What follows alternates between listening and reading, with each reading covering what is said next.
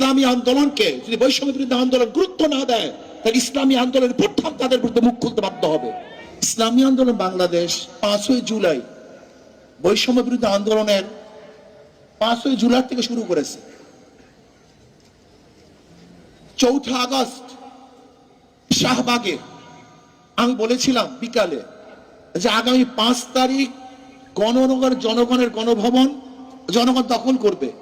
আল্লাহর কি কৃষ্ণা কাকতালীয় ভাবে সেই 5 তারিখই দখল হয়েছে, কিন্তু বৈষম্য বিরোধী ছাত্র আন্দোলন ইসলামী আন্দোলনের খবরও নেয় না যে তারা কোথায় আছে, কি করবে, কি করতেছে। আজকে বাংলাদেশে এত পরিবর্তন হয়েছে, আমি প্রশ্ন করি ইসলামী আন্দোলনের সাথে কি পরামর্শ করা হয়েছে? অথচ যারা যেই সমস্ত দলের মহাসচিব ডিক্লার দিয়েছে, ঘোষণা দিয়েছে যে আন্দোলনের সাথে আমরা সম্পৃক্ত নই, তাদের হুকুম চলতেছে, আর আমরা জীবন বাজি রেখে মাঠে ঝাঁপিয়ে পড়েছিলাম গুলির সামনে, অথচ আমাদের খবরও নেই। এখানেই তো বৈষম্য শুরু হয়েছে। বৈষম্য বিরোধী আন্দোলন তো বৈষম্য এখান থেকে শুরু হয়েছে।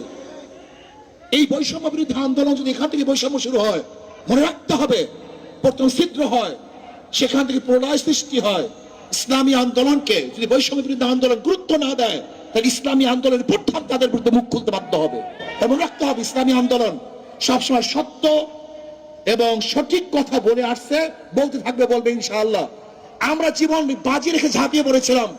ইসলামী আন্দোলন বাংলাদেশ দলীয় ভাবে এককভাবে বাংলাদেশের অন্য কোনো দল ব্যানার নিয়ে এবং আমাদের পর্যায়ে কোনো লিডার এই বৈষম্য বিরোধী আন্দোলনে অংশগ্রহণ করে নাই। ইসলামী আন্দোলন বাংলাদেশ আমাদের পর্যায়ে লিডার জীবনের বাজি রেখে বৈষম্য বিরোধী আন্দোলন সাকসেস করেছি। অথচ দেখা যায় ইসলামী আন্দোলন বাংলাদেশের খবরই নেয় না, এরা আসি কি তা জানাও যায় না। যারা নিজেদের নাম ব্যক্ত করতে লজ্জা পেয়েছে, ব্যক্ত করে নেই, তাদেরকে গুরুত্ব দেন, আর বৈষম্য বিরোধী আন্দোলনের বৈষম্য বিরোধী কথা বলবেন, এটা হয় না। আসেন শিক্ষা সংস্কৃতি করি, এদেশকে সংস্কৃতি আল্লাহ আমাদের সবাইকে কবুল করে নেন।